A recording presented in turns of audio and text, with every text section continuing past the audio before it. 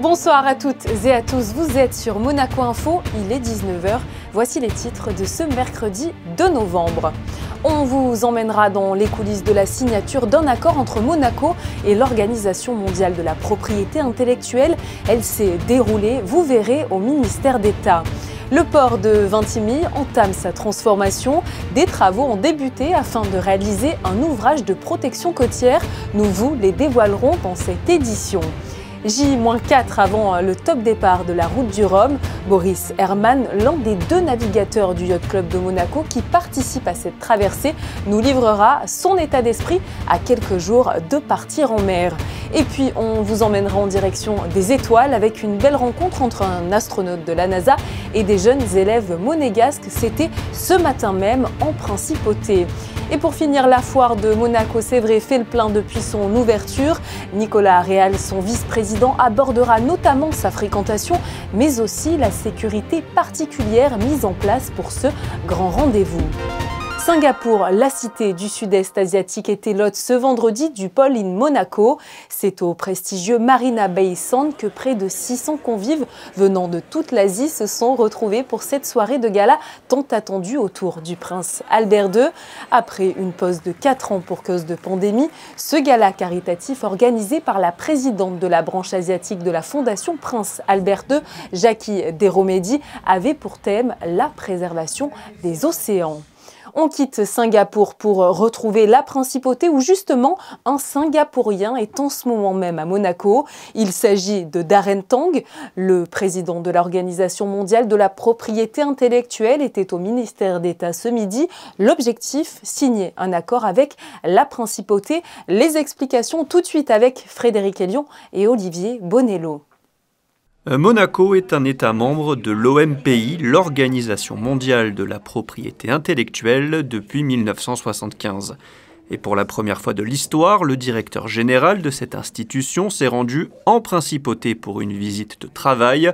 Ce mardi midi, au ministère d'État, Darren Tang a signé, aux côtés de Jean Castellini, le ministre des Finances et de l'Économie, un mémorandum d'entente afin de définir les axes de coopération entre le gouvernement et cette agence spécialisée des Nations Unies. We want to really be able to also support Monaco's next stage of development, which is to how to promote Monaco innovation, Monaco startups, Monaco tech, and all these institutions that are showing that Monaco is not just about tourism and finance, but also about innovation and creativity. So the MOU that we're signing with the government will focus on several things. One is that we help to build the legal framework that will help Monaco to have the best laws as the architecture for it. But beyond laws, right, what we're really trying to do is to help Monaco ideas go to the market. And why? Because intellectual property is not just about protecting ideas, it's also about commercializing these ideas. Une collaboration étroite qui va favoriser un peu plus le développement et donc l'attractivité de la Principauté. L'objectif est de multiplier les axes de coopération possibles, notamment dans le domaine de la formation, dans le domaine du partage des données, dans l'accessibilité à une plateforme qui s'appelle YPO Green et qui est intéressante pour Monaco parce qu'elle traite des questions liées à la durabilité, au développement durable et aux nouvelles technologies pour la sauvegarde de la planète et en particulier des océans. Et puis peut-être il y a un volet qui doit nous être cher à tous, qui est l'éducation. La délégation de l'OMPI a ensuite visité le pôle propriété intellectuelle de la direction de l'extension économique avant de se rendre à Monaco Tech. La visite se poursuivra demain avec notamment un passage à la délégation interministérielle pour la transition numérique. Le port de Vintimille devrait subir quelques changements ces prochains mois afin de sécuriser encore mieux ses plaisanciers. Des travaux ont déjà commencé afin de réaliser un ouvrage de protection côtière. Vanessa Dessy et Orazio Gaggino sont allés sur place afin de vous dévoiler le projet. Regardez. 178 anneaux constituent le nouveau port de Vintimille. Cala del Forte est l'un des plus avancés, les mieux équipés et les plus sûrs de la Méditerranée. Son paysage pittoresque de Vintimille, son ambiance agréable, ses restaurants et ses animations quotidiennes caractérisent son esprit dynamique. Inauguré à peine l'an dernier au mois de juillet, il comptabilise déjà une progression très encourageante. On est en train de monter en puissance. On a eu des mois où on était absolument plein, le mois de mai, le mois de septembre, une partie du mois d'août. Donc je suis, malgré les conditions un peu incertaines qui existent aujourd'hui dans le monde, et financièrement et politiquement, je trouve qu'on est en train de le remplir doucement, mais tout à fait à son rythme. D'importants travaux ont d'ores et déjà commencé afin de renforcer la sécurité du port. À l'aide de 120 000 tonnes de blocs d'enrochement et de matériaux en pierre inerte d'origine naturelle, issus de carrières siciliennes et locales, Cala del Forte bénéficiera d'un ouvrage permettant ainsi de remédier à des agitations d'inconfort constatées lors de rafales de vent de sud-ouest.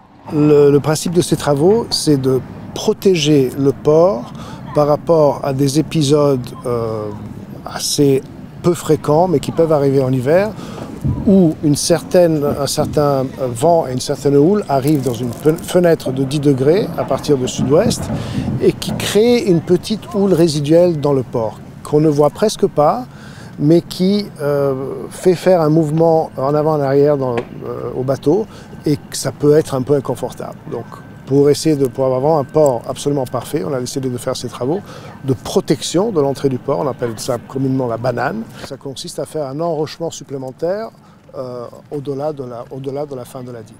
Le calendrier prévoit l'achèvement des travaux en avril 2023 pour ensuite procéder au contrôle administratif. Le récif de protection côtière aura alors une longueur totale de 120 mètres. Dernière ligne droite pour les 138 marins qui se préparent activement avant de prendre le départ ce dimanche 6 novembre à Saint-Malo de la 12e édition de la Route du Rhum. 2 bateaux du Yacht Club de Monaco seront d'ailleurs au départ de cette traversée. Le français Oren Nataf et l'allemand Boris Herrmann à la barre de son IMOCA Malidia Sea Explorer. Et nous avons le plaisir de le retrouver ce soir dans ce journal. Bonsoir à vous Boris. Bonsoir. Bréant, merci de vous être rendu disponible pour être présent avec nous ce soir. Alors, à quelques jours du grand départ, quel est votre état d'esprit? Je suis excité, je commence à vraiment avoir un peu sentir la tension avant la course. Et il faut rappeler que ces courses-là, ce n'est pas un sport comme les autres. Je trouve que c'est aussi une vraie aventure.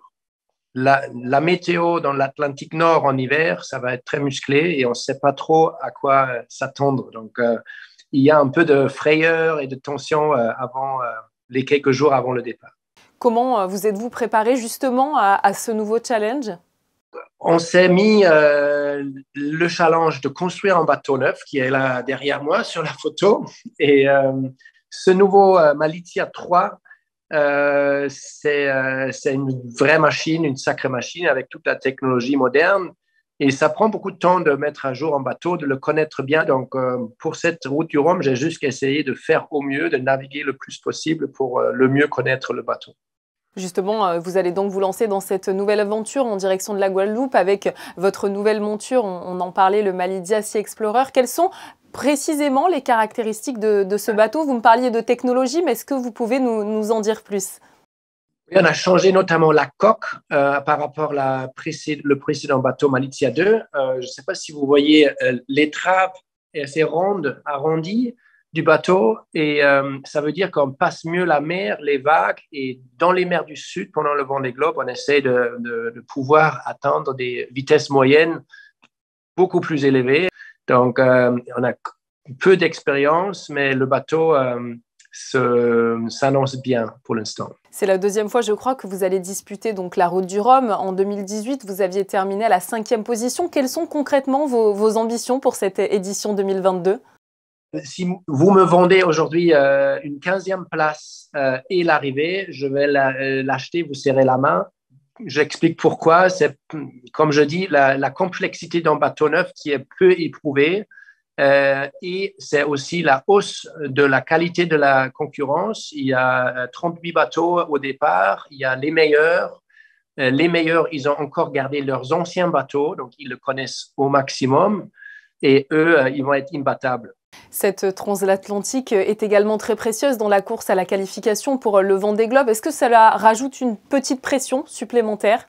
Il n'y a que 40 places de départ et il y a plus que 40 projets aujourd'hui qui veulent participer. Donc là, il y a une vraie compétition. Et prendre le départ, ça m'assure ma place sur le Vendée Globe. Donc ça ajoute la pression d'y être au départ, mais je l'ai même si je n'arrive pas à finir la course. Le dernier Vendée Globe pour vous avait été un petit peu compliqué. Comment vous avez réussi à vous mettre en selle autant physiquement que mentalement? Je vois la campagne d'une vision long terme. La course principale, c'est pour moi le Vendée Globe 2024-2025. Donc, il faut garder un équilibre pendant 4 ans et j'ai trouvé un peu cet équilibre dans les dernières semaines aussi avec ma famille, avec ma femme, mon petit enfant et je me sens serein, prêt, motivé et ça fait une partie très importante de la préparation mentale de ne pas être fatigué au départ. Aujourd'hui, je me sens prêt à me lancer dans cette bataille et je vous rappelle, l'Atlantique Nord, en hiver, c'est certainement pas facile et ça va être une sacrée bataille, c'est sûr. Comment vous suivre, Boris, durant la route du Rhum? Voilà, comment suivre un petit peu vos aventures en mer? Je vous invite évidemment, bien sûr, tout le monde de suivre la course sur les réseaux sociaux, sur le site internet de la course, donc Route du Rhum, le site internet de la Route du Rhum. Aussi sur le site du Yacht Club de Monaco, il y aura des liens nécessaires pour trouver les informations. Il y a le tracking avec toutes les positions de tous les bateaux. Et moi, je vais faire des vidéos tous les jours, raconter mon histoire, essayer à partager cette aventure. Un dernier mot pour faire un petit clin d'œil à Pierre Casiraghi, le vice-président du Yacht Club de Monaco, qui est toujours, je crois, l'un de vos plus grands supporters. Pierre Casiraghi, il était venu ici il y a 2 jours. On a navigué ensemble sur le bateau et c'est grâce à lui qu'on est là aujourd'hui. Et il joue un rôle vraiment important au sein du team. Il est là jour par jour avec nous et c'est un énorme plaisir en plus d'une belle amitié depuis des années. Donc, c'est ça le sport aussi. C'est aussi vraiment une histoire d'amitié. Merci beaucoup à vous, Boris Herman, de nous avoir fait le plaisir de répondre à toutes nos questions à J-4 de votre grand départ pour la route du Rhum. Et puis évidemment, bonne chance à vous. Merci beaucoup. Le 29 novembre prochain, l'association Écoute Concert et Réconfort célébrera ses 30 ans. Un cocktail dînatoire sera organisé à cette occasion au Yacht Club de Monaco. Le souverain y sera d'ailleurs présent, de même pour la présidente d'honneur, la princesse Stéphanie. Je vous rappelle que l'association met en œuvre une aide et un réconfort aux personnes qui ont été ou sont atteintes d'un cancer. Nous restons dans le domaine de l'entraide et du soutien avec le Movember qui revient chaque année, contraction de mots, moustache en argot australien et de November en anglais. Cet événement encourage les hommes à se laisser pousser la moustache pendant le mois de novembre pour sensibiliser l'opinion publique sur les maladies masculines et notamment sur le cancer de la prostate. Pour soutenir le Movember, vous pouvez, en plus de vous laisser pousser la moustache, faire un don au site internet qui s'affiche juste en bas de votre écran. Ce matin, une conférence exceptionnelle s'est tenue dans la salle du One Monte Carlo. Ron Garan, astronaute de la NASA, est venu parler et partager son expérience dans l'espace avec les enfants de Monaco. Un échange enrichissant qui a pu alimenter pas mal de rêves. Reportage Yannick Debever et Olivier Bonello.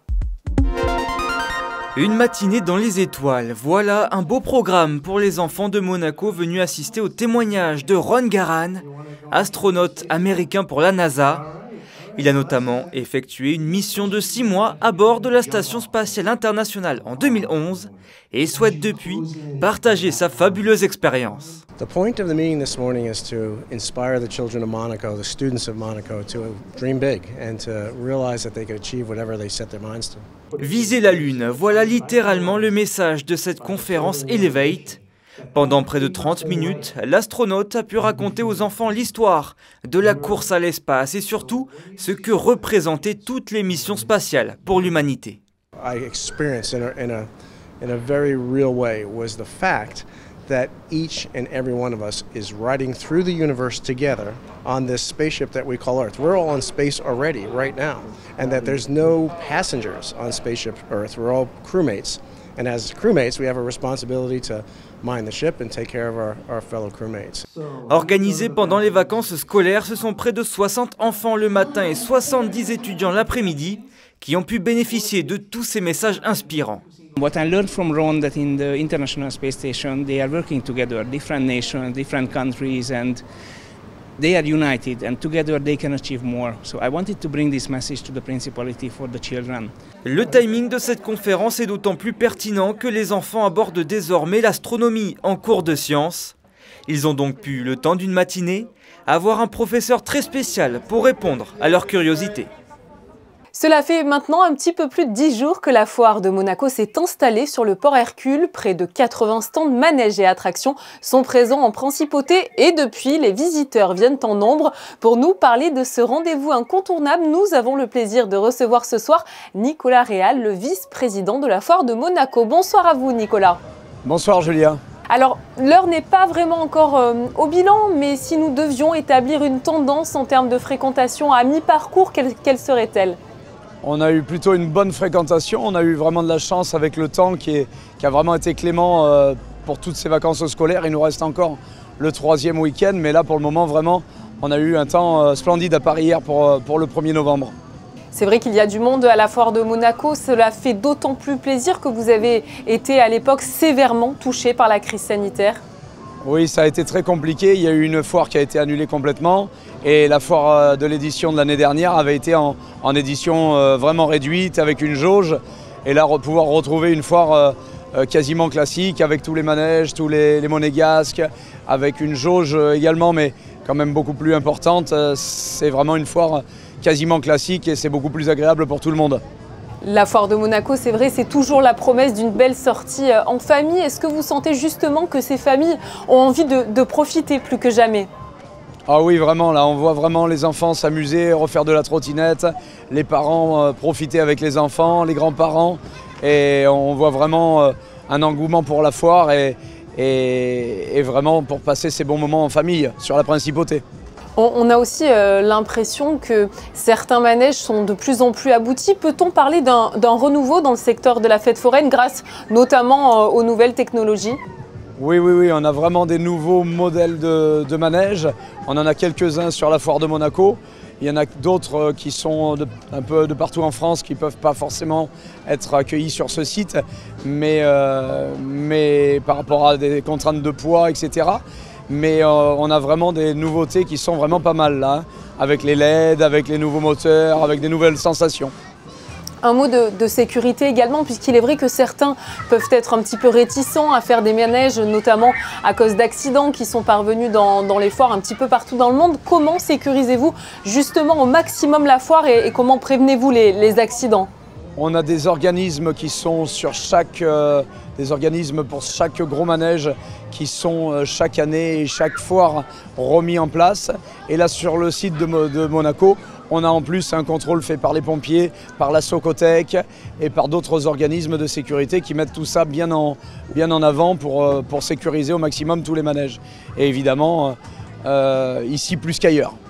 Un mot également sur vous. Quand je dis vous, je parle des forains présents sur la foire de Monaco. Que représente justement cette foire dans votre année ? Pour moi, c'est le début des fêtes de Noël. Après, je fais Monaco, Nice et Menton. C'est vraiment mes foires d'hiver. Et donc voilà, c'est la période d'hiver. Mais malgré tout, on a quand même encore du beau temps et encore une affluence agréable sur Monaco. Pour parler plus généralement de la vie de forain, comment vous vous organisez lorsque vous êtes en principauté, notamment pour la scolarité peut-être des enfants ? Eh bien écoutez, il y en a qui sont sur Monaco, il y en a qui sont dans les villes aux alentours, sur Èze, sur Beau-Soleil, Cap-d'Aille, pour les enfants. Et moi, la mienne, elle est dans le Var, scolarisée toujours au même endroit, donc c'est plus pratique. Voilà, et après, on essaye de lier pour le mieux, c'est pas toujours évident. Merci beaucoup à vous Nicolas d'avoir été avec nous sur Monaco Info. Je rappelle que la foire de Monaco se tiendra sur le port Hercule jusqu'au 19 novembre. Merci à vous Julia. Du sport à présent avec l'AS Monaco qui disputera sa dernière journée d'Europa League ce jeudi. Pour ce faire, le club de la Principauté recevra l'Étoile Rouge de Belgrade. Et les joueurs monégasques vont certainement tout faire pour prendre les 3 points. Avec une victoire, ils seraient certains de se qualifier pour la suite. Le défenseur Axel Disasi était en conférence de presse cet après-midi. Et avant cette rencontre déterminante, vous allez l'entendre, pas de pression, que de l'envie. Il n'y a pas de pression, voilà. Comme vous l'avez dit, c'est un match excitant parce que c'est un match avec de l'enjeu. Donc voilà, on est tous des compétiteurs et je pense qu'avant tout, c'est un plaisir de jouer ce genre de match parce que voilà, ça va être un match avec beaucoup d'engagement, beaucoup d'excitation et d'enjeu. Et voilà, je pense qu'il ne faut pas se mettre plus de pression que ça et jouer notre football. Jouer leur football pour aller le plus loin possible dans cette compétition européenne, c'est évidemment ça l'enjeu. Je vous propose d'écouter à ce sujet Philippe Clément, l'entraîneur des Rouges et Blancs. Ça, c'est notre motivation. Ça ce sont les choses que nous voulons faire ensemble. Avec les joueurs, tout le monde est très concentré pour ce match. J'ai vu un entraînement avec beaucoup d'engagement de toute la sélection. Et on a besoin demain contre un adversaire qui joue un jeu avec beaucoup d'intensité, avec beaucoup de duels. Et aussi au milieu avec des bons joueurs avec le ballon. On doit jouer un grand match pour gagner ce match. Et pour connaître le dénouement de l'aventure européenne des Monégasques, rendez-vous donc demain, jeudi 3 novembre, au Stade Louis II à 18h45. Et justement, quel temps fera-t-il pour cette rencontre de Ligue Europa? La réponse avec Vanessa Dessy. Bonsoir à vous, Vanessa. Bonsoir Julia, bonsoir à tous. Un temps légèrement voilé au programme de ce jeudi. Les températures oscilleront de 12 à 16 degrés. Le soleil se lèvera à 7h06 et se couchera à 17h20 et nous fêterons les Hubert. Comme le veut la tradition, nous refermons ce journal avec de très beaux clichés de l'un de nos photographes. Michael Alési est allé à la foire de Monaco à votre rencontre et cela donne des photos authentiques que vous n'êtes pas prêts d'oublier. C'est la fin de cette édition. Demain, vous retrouvez Fabien Bonilla aux commandes de ce journal. Je vous dis de mon côté à très bientôt. Mais en attendant, prenez bien soin de vous. Belle soirée sur Monaco Info.